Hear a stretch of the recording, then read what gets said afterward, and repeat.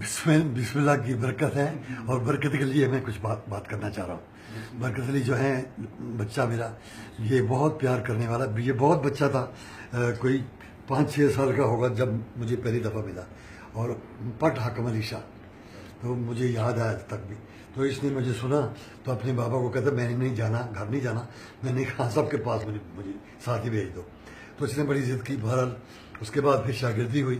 تو برکت علی ان پیارے بچوں میں سے ہے جس نے کبھی میرے سے میری بات نہ کوئی بات ٹالی ہے، اور نہ کبھی میرے سامنے اونچا میں نے اس کی آواز نہیں کبھی سنی، صرف گانے میں سنی ہے اس کی آواز، اور گاتا بہت اچھا ہے ماشاءاللہ۔